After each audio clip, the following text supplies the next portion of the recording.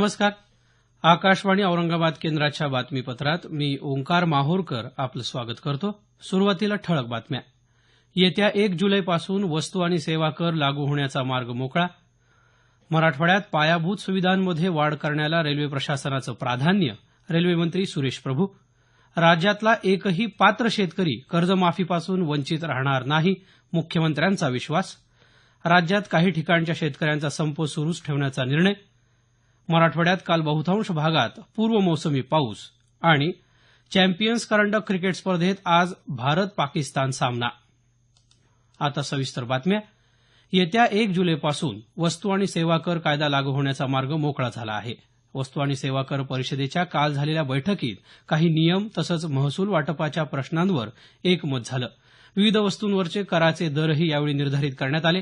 पाकिटबंद अन्नपदार्थ, solar panel, 500 रुपयांपर्यंतची पादत्राणं, सुती धागे आणि ताग या वस्तूंवर 5% दरानं कर आकारला जाईल. कृत्रिम धागे, 500 रुपयांपेक्षा अधिक किमतीची पादत्राणं, सर्व प्रकारची बिस्किटं, तेंदूपत्ता यावर 18% दरानं कर लागेल. सोनं तसंच हिऱ्यांवर 3%, तयार कपड्यांवर 12%, तर विडीवर 28% दरानं कर आकारला जाईल, असं केंद्रीय अर्थमंत्री अरुण जेटली यांनी सांगितलं.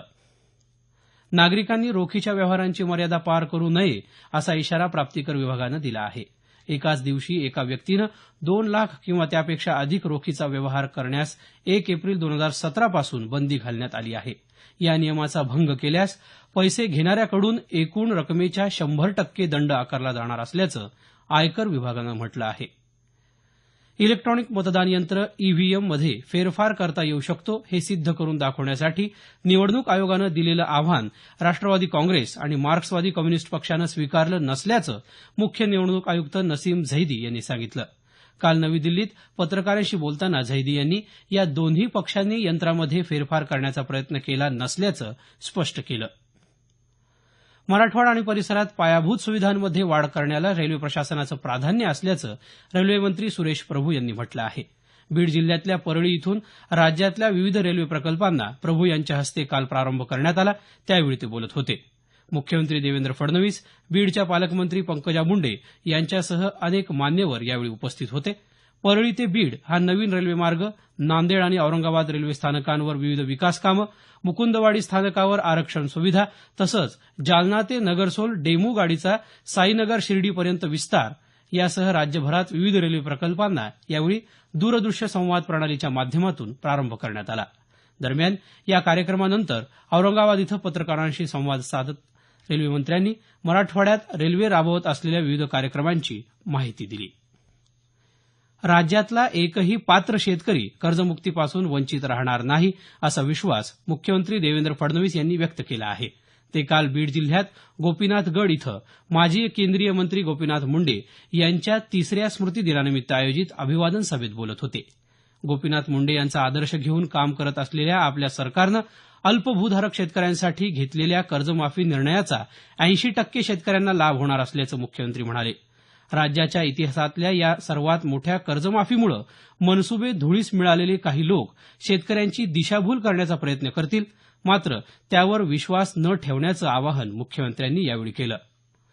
रेल्वेमंत्री सुरेश प्रभू, ग्रामविकास मंत्री पंकजा मुंडे यांच्यासह राज्य मंत्रिमंडळातले मंत्री तसंच अनेक मान्यवर यावेळी उपस्थित होते.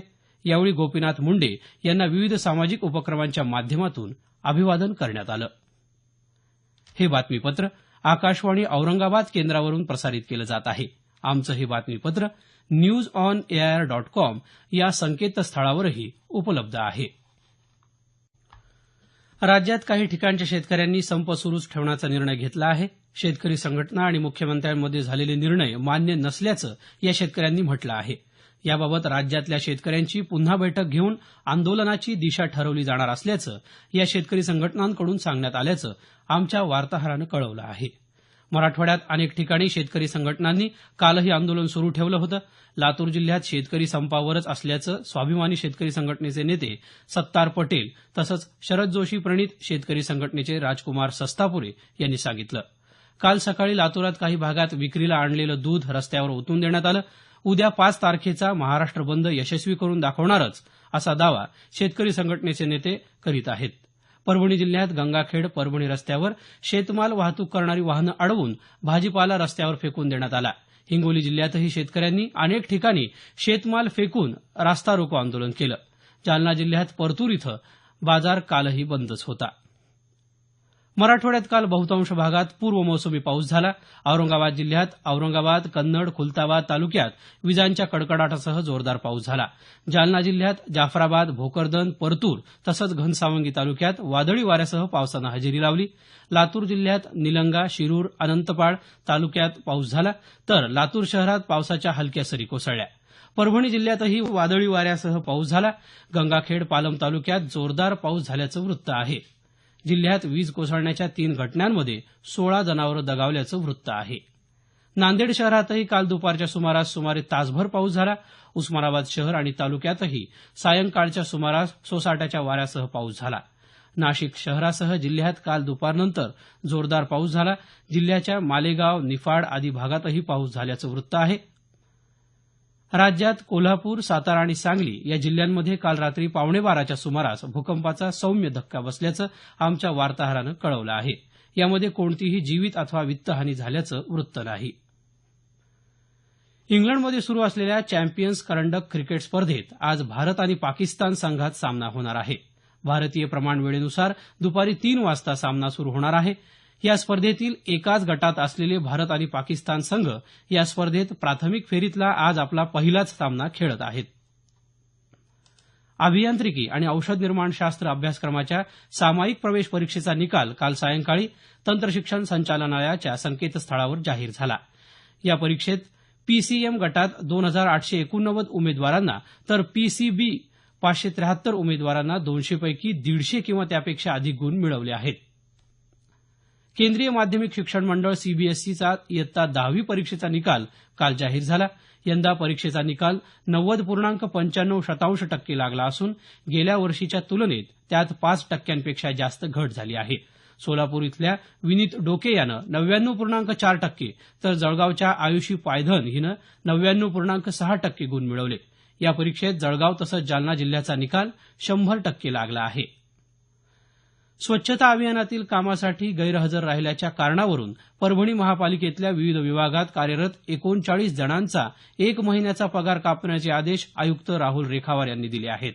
शौचालय बांधकाम पाहणी पथकातले हे कर्मचारी 2 दिवस पहाटे 5:30 वाजता कामावर गैरहजर राहिल्यानं ही कारवाई करण्यात आली. शेवटी पुन्हा काही ठळक बातम्या. येत्या 1 जुलैपासून वस्तू आणि सेवा कर लागू होण्याचा मार्ग मोकळा. मराठवाड्यात पायाभूत सुविधांमध्ये वाढ करण्याला रेल्वे प्रशासनाचं प्राधान्य. रेल्वेमंत्री सुरेश प्रभू. राज्यातला एकही पात्र शेतकरी कर्जमाफीपासून वंचित राहणार नाही, मुख्यमंत्र्यांचा विश्वास. राज्यात काही ठिकाणच्या शेतकऱ्यांचा संप सुरूच ठेवण्याचा निर्णय. मराठवाड्यात काल बहुतांश भागात पूर्वमोसमी पाऊस. याबरोबरच हे बातमीपत्र संपलं. आमचं यानंतरचं मराठी संक्षिप्त बातमीपत्र सकाळी 10 वाजता.